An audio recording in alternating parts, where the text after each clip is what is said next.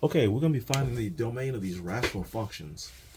To find the domains of rational functions, you basically assume that the domain starts off with all real numbers, okay? And you take out the numbers that turn the denominator into zero. So again, first we're going to assume that the domain can be any real number, okay? Back to negative infinity, up to positive infinity. And then we're going to see which ones are not in there. Now, our denominator here is a 4x squared minus 9. And we want to find out, we don't want this to be 0 because whatever x that it takes to become 0, that's bad. And we take that out of the real number system. So let's say we don't want this to equal 0, so we put a not equal 0. So we're going to solve for the x's that'll make this thing become 0, and we'll say those are the numbers that we don't want. So this is a difference of two squares, and the way that we break down a difference of two squares, here, let's put the general formula here.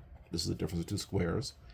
We take both terms, which is the a squared here and the b squared, and we take the square roots of them, okay, and it'll give us a new number. And once you get those two new numbers, you're going to put them in the order of a plus b and a minus b, okay? And this will factor that difference of two squared binomial. So here we go. Let's take the 4x squared and the 9. And we're going to take square roots of those, and that gives us 2x, and it gives us 3. And we're going to put these results right here in the order of a plus b, a minus b. So that will end up being a 2x plus 3, and then a 2x minus 3. Okay, that factors that part right there. We'll put the not equals 0 there. Okay, now we're going to break these two factors and set them both equal to not equal 0. So we have 2x plus 3 not equal to 0, and over here we'll have 2x minus 3 not equal to 0. And we're going to solve for x on both.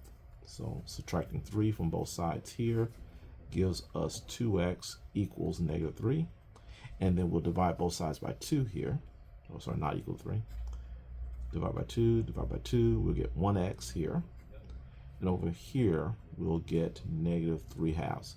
So what this means that since we don't want negative 3 over 2 in that number line over here, we want to take that out in the domain.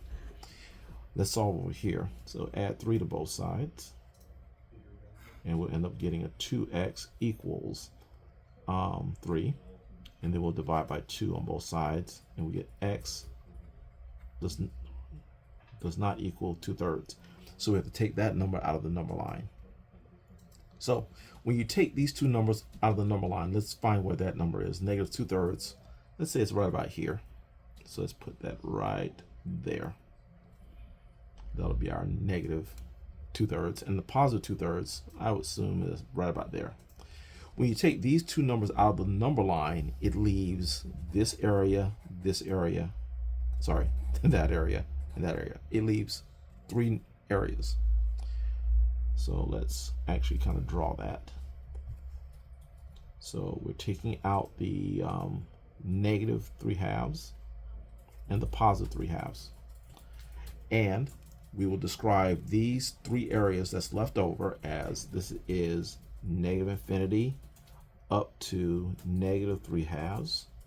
Okay, then parenthesis. This part right here, we'll describe that as the area of all the numbers between negative 3 halves and positive 3 halves. And this third area right here of numbers, we'll describe that as all the numbers between positive 3 halves and positive infinity. And that is our domain for this function here. Okay, let's do that once again. Number 6. Again, we're going to assume that the domain will be all real numbers.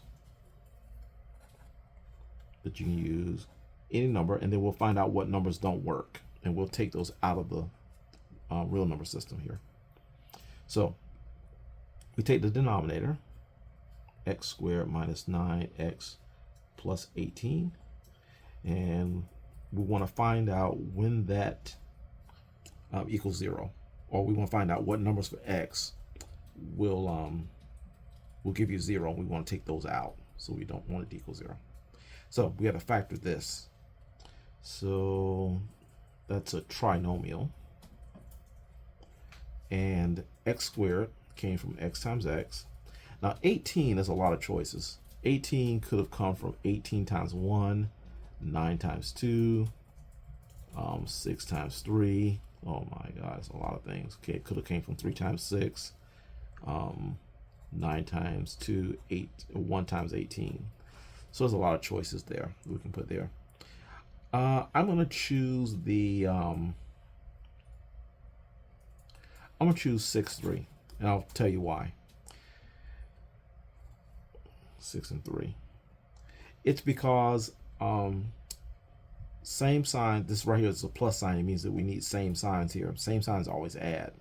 So if I were to add the 6 and 3, I would get a -9. So I'm going to say a -6 multiplied with a -3 to give us our 18, but they add together to give us -9. Okay, so that's factored. So let's take the factors and set them both equal to 0, and then we'll solve. So +6 + 6, and I get x cannot equal 6. Over here, add 3 to both sides, and I get that x cannot equal 3.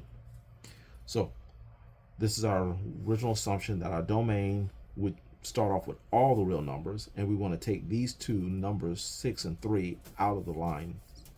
So 3 would be right about there, and 6 will be right about there. Okay, so I just took those out of the number system. That leaves this area, and this area as what's left over to be the domain. So this area right here, we'll describe it as -infinity to 3. This second area right here, we can describe that as 3 to 6, all the numbers between 3 and 6. And this third area right there, we'll describe that as all the numbers between 6 and +infinity. And so this is our domain. These any numbers between these 3 zones or areas right here, or intervals.